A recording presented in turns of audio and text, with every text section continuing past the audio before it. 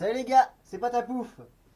Alors aujourd'hui, petite vidéo sur les étapes de qu'est-ce que j'ai fait comme modif encore sur le Savage X4.6 pré-Patapouf.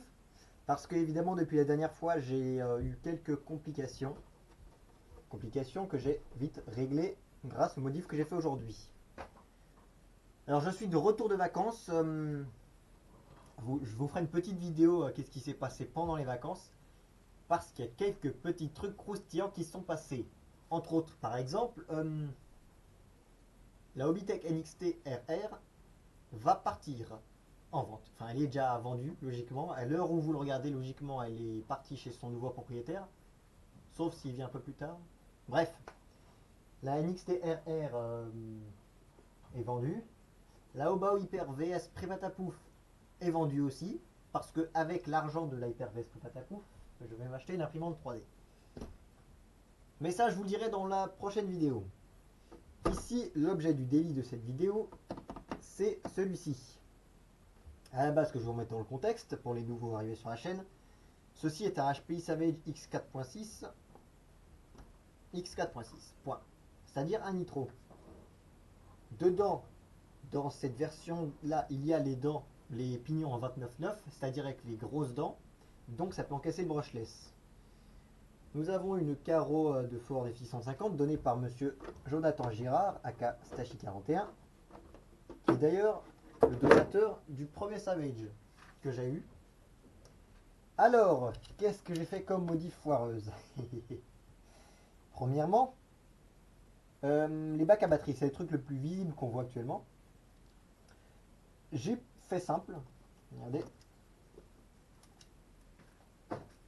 J'ai pris, j'ai pas, des équerres en alu, des tubes acier. Pour vous dire à quel point c'est la récup, regardez d'où est-ce que j'ai pris les tubes acier. Non, pas acier. Tube aluminium. Alors ça, à la base, c'était la barre de renfort du Thunder Tiger Karoq. Je l'ai coupé. Voilà, ça prend léger. Enfin, peut-être à l'avenir que je le remplace ça parce que vous voyez, c'est creux. Et le trou, il doit faire 6 mm. Et la vis, c'est du M4. Donc, il faudra peut-être que je fasse à l'avenir. Je prends une tige en alu. Je la perce. Juste en 4 mm pour que ça prenne bien en étau la vis. Et que ça évite lors des atterrissages de plier.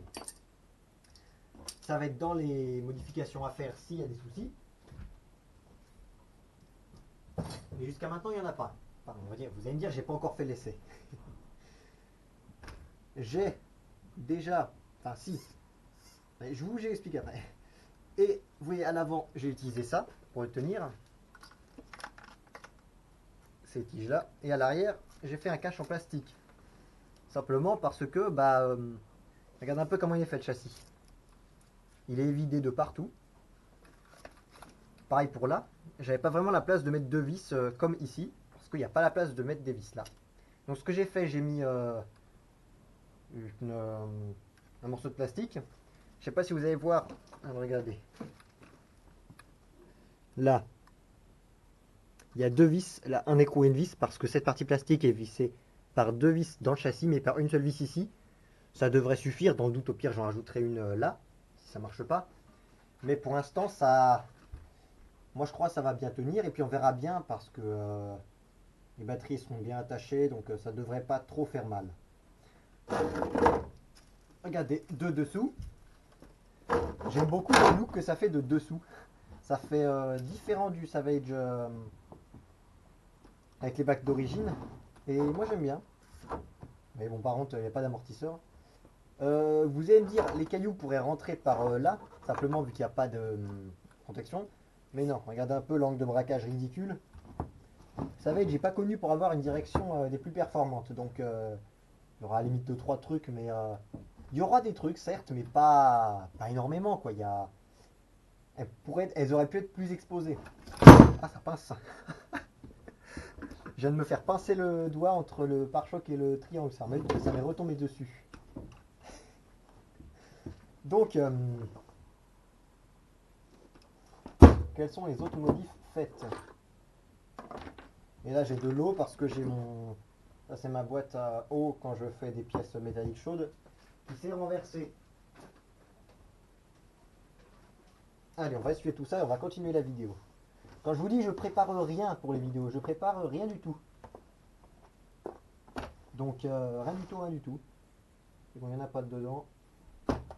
Donc on essuie, on pose ça là.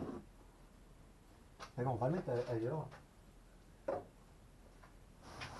Et c'est bon, on peut repartir. Bon, qu'est-ce que j'avais fait aussi? Ah oui, un petit truc dont je ne suis pas peu fier. Bah du coup, j'ai plus rien pour le poser.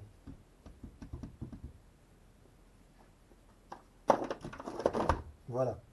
Un truc dont je ne suis pas peu fier, c'est, regardez un peu, les centreurs ici au niveau des hexagones. Alors que je vous montre. D'abord, démonter la roue.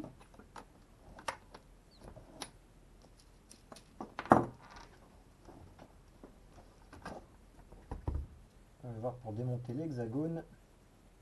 Non, pas celui-là. Celui-là, il y a un souci. C'est lequel que je pouvais démonter?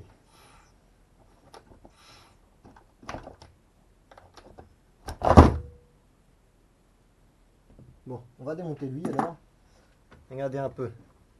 Alors je vous dis, c'est vraiment en live ce qui se passe là. Enfin en live. J'ai rien préparé, rien monté. J'ai un petit pointeau. Je prends le marteau.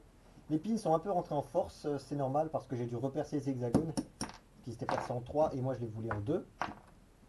Regardez, d'origine, est-ce que j'ai de quoi vous montrer?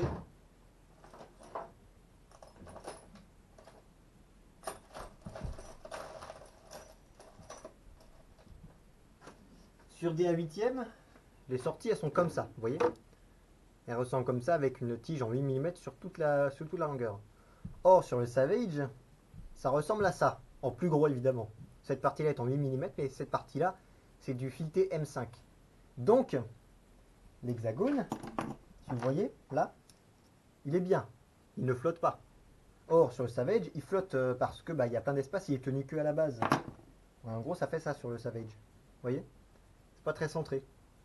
Donc, ce que j'ai fait, c'est les petites pièces qui vont ici. Simplement, j'ai pris une tige en acier de 8 mm. Je l'ai mise dans le mandrin de la perceuse, à colonne. J'ai mis un forêt dans un petit étau, bien vertical. J'ai mis l'équerre pour bien mesurer que ce soit bien vertical. Et j'ai percé, faute d'avoir un tour à métaux. Ensuite, j'ai taraudé, j'ai poncé, j'ai rectifié à la ponceuse, etc. pour que ça soit bien droit. Et maintenant, j'ai des moyeux de 1/8 normaux, ou presque. Alors, j'aurais pu, vous allez me dire, tu aurais pu acheter le kit d'hexagone Integi où il y a justement ces pins-là, enfin ces trucs-là. Mais un truc que j'aime pas chez Integi, etc., chez Hot Racing, tous ceux qui commercialisent des pièces comme ça, c'est que tu as, dans le kit, tu as un hexagone, un écrou, un truc comme ça, une pièce qui prend les rayons de la roue pour éviter que ça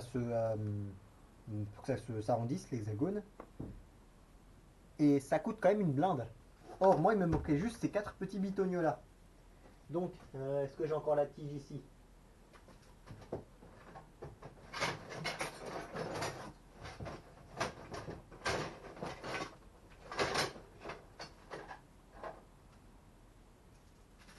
Ouais, c'est une truc comme ça. Bon, évidemment, je l'ai coupé, sinon il passait pas dans la perceuse. Mais ça coûte. Regardez. Rond, plein, acier 8 mm, acier laminé. Donc, c'est l'acier. Tout ce qu'il y a de plus classique, on va dire, pas durci. Donc, pour ce genre de pièce, c'est parfait. Ça coûte 5 euros dans un magasin de bricolage. Ça coûte rien. Et puis, on peut en faire des trucs comme ça. Il suffit d'avoir un tarot, un bon tarot, parce que l'acier, c'est quand même un peu dur. Du lubrifiant, un forêt de 4,5 parce que j'ai percé en 4,5 la tige. Donc là-dessus, il faut juste avoir le bon forêt. Avoir, oui, j'ai dit. Et puis le vouloir aussi, parce que faute d'argent, on se débrouille quoi, on se débrouille. Donc j'ai fait les 4. J'en ai aussi fait sur le, non il est là du coup, sur le gros Savage vu que j'en avais perdu un. Donc j'étais bien coincé pour rouler sinon. Attendez que je vous remette l'hexagone. L'inconvénient, c'est que l'hexagone, on peut pas trop mettre d'élargisseur, ou sinon il faut mettre un rilsan autour du pin. Parce que, attendez, ne bougez pas. Vu qu'il n'y a pas de BTR au milieu de la fusée, et ben le BTR n'est pas tenu. Donc sur les hexagones normaux, il n'y a pas de souci parce que c'est la roue en fait qui tient en place le pin. Mais sur un élargisseur, il n'y a rien qui tient, donc il faut mettre un rilsan pour le tenir. Il y a certains élargisseurs qui n'ont pas d'empreinte pour mettre un collier ou un rilsan. Donc cela, t'es bien dans la merde. L'électronique que j'ai mis dedans. Il y a le fameux 42, celui-là logiquement. Il me semble, vous l'avez déjà vu dans la précédente partie. Le 42-82, je sais vraiment plus qu'est-ce que je vous ai montré précédemment. Donc voilà quoi. Monstrueux le moteur, il est donné pour 3000 watts en continu.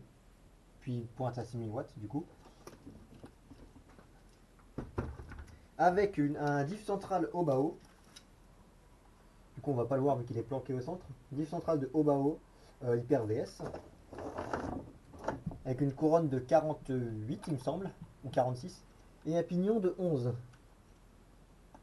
Comme ça j'ai une bonne vitesse de pointe et une bonne vitesse tout court. À l'intérieur du diff on a mis de la 300 000. Hein. On va peut-être durcir parce que j'aime bien avoir les diffs très très durs. Le variateur, ça va pas être celui qui est affiché là. Parce que ici vous avez un Obi-Wing Xeron 150 ampères 6S, ça doit être ça. Et il se trouve que sur celui-là, le bec est mort. Il me faut donc un bec externe et une batterie. Non, du coup, le bec externe, je vais le brancher directement sur les pins. Or, il se trouve que j'ai pas énormément de place sur celui-ci. Et sur le... Regardez. Sur le gros Savage XL, ici, j'ai une boîte dans laquelle je pourrais mettre le bec externe et tout le fil qui va avec. Donc, je vais mettre le BLX 185 là-dedans. C'est en fait presque les mêmes variateurs. Ils ont juste le nom et l'apparence qui est différente. Mais parce que celui-là, il a un bec toujours entier. Celui-là, le bec, il a fini par mourir après le nombre d'années, vous savez. Voilà, il a quand même quelques années ce variateur. Toujours pas mort, donc j'en suis vraiment, vraiment content de Obi-Wing.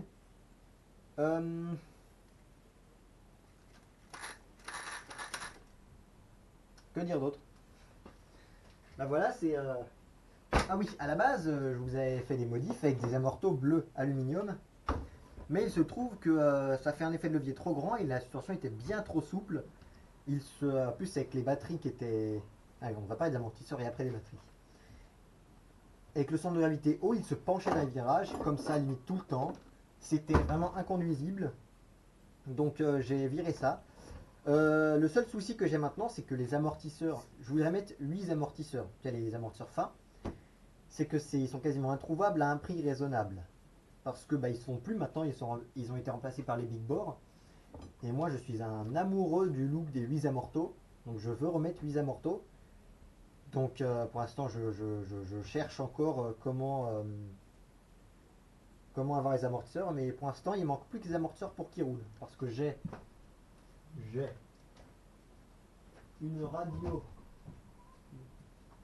Non. J'ai cette radio là. Attendez que je trouve le récepteur.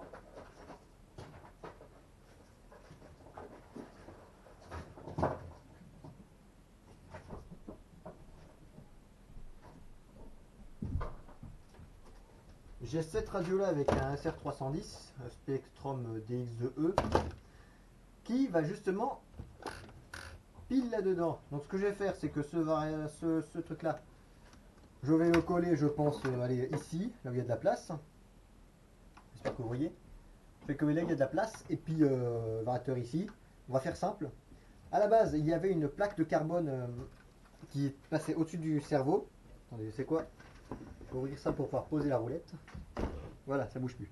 À la base, il y avait une plaque de carbone ici, dans laquelle j'avais posé les batteries, sauf que le centre de gravité était bien trop haut. Regarde un peu, là les batteries sont là, avant ils étaient là. Attendez, les batteries sont là actuellement, avant elles étaient à ce niveau là. en avant. Du coup, le centre de gravité était beaucoup plus haut. Il était... J'aime bien les MT parce qu'ils ont centre de gravité où ils se balancent un peu sur les virages. Mais là, c'était carrément trop. Tu pouvais pas prendre les virages sans que ça lève les roues, même à basse vitesse. Donc c'était inconduisible. J'ai préféré descendre l'hélipo. Regardez ce que ça donne. Bon, évidemment, le truc chiant, c'est qu'il faut toujours faire attention à bien garder les scratchs parce que bah ils s'enlèvent. On met l'hélipo comme ça. Évidemment, ils sont toujours chiants à mettre.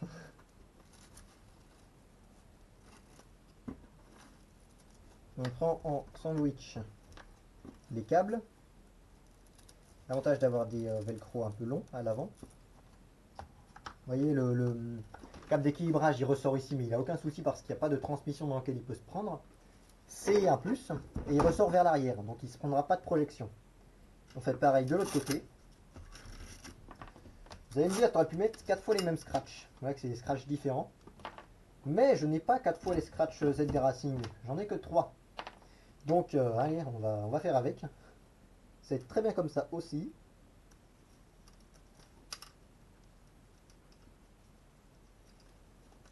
C'est un procédé, les scratchs, qui est fiable depuis pas mal de temps. Quasiment toutes les RC font tenir leur batterie avec du scratch. Scratch, velcro, de la bande auto-adhésive, tout ce que tu veux. Je sais même pas, il y a d'autres noms, il y en a qui ont fait des noms bizarres pour ça. Allez, tant que ça marche. Hein. Voilà, ça doit être la partie chiante de la vidéo, vu que je m'amuse à mettre les scratchs. Vous voyez un peu comme c'est long. C'est un des inconvénients des systèmes qu'on fait soi-même. Pas forcément le plus optimisé. Ensuite, les câbles sont bien rangés là. On n'a plus qu'à brancher le variateur. Bon, il n'est pas encore collé vu qu'il est juste là pour vous montrer un peu l'implantation. Mais quand je vous dis, vous voyez, et les câbles sont vraiment propres, ça dépasse pas. Donc c'est nickel. Quand je vous disais le bec est mort, pour vous dire, le ventilo est branché directement en sortie de bec du variateur. Donc si le ventilo ne s'allume pas, c'est que bien il est mort. Mais j'ai essayé, il n'est pas mort. Et quand on met sur le variateur, enfin quand on met sur les récepteurs, le récepteur ne réagit pas. Le variateur s'allume, mais il ne reçoit aucun signal. Donc il faut mettre une batterie sur sur le récepteur. Évidemment, il pèse quand même son poids, le bébé. Hein, en 6S, il pèse 6 kg 6 tout équipé. Donc ça va être bien, ça va être très bien même. Que dire? Le cerveau, j'ai toujours le fameux 20 kg JX qui fait très bien le boulot, j'en ai pas encore cramé. C'est celui que je recommande à tous ceux qui me demandent tu conseilles quel cerveau, etc. Hein, je crois que j'ai fait le tour des modifs que j'avais montré. Hein. Donc je vous dis à très bientôt. Si vous avez vu quelque chose qui vous intéresse là-dessus, que vous aimeriez que j'en parle, vous me le dites. N'hésitez pas à mettre des commentaires, c'est quand même bon pour le référencement, à partager la vidéo, c'est très bon aussi, à regarder la vidéo jusqu'au bout, même avec des pubs, etc. J'ai monétisé depuis peu, YouTube il met les pubs automatiquement, vous me dites si ça vous emmerde ou pas d'avoir plusieurs pubs pendant la vidéo, donc dans le doute, moi pour l'instant je les laisse. Donc c'était l'étape quasi finale du HPI. Hein. Je vous dis à très bientôt, bonne soirée, bon après-midi. Partagez la vidéo, commentez, likez, tout ça, regardez jusqu'au bout, regardez plusieurs fois, même c'est bien pour le référencement, ça fait gagner de l'argent et puis je peux réinvestir dans le garage. Bon, ça me fait gagner quasiment rien, voilà. Mais, voilà. Allez, salut les gars, je crois c'est bon. Puis faut que je mette la vidéo en ligne après, vu que j'ai pas la fibre, ça met du temps. Allez, salut.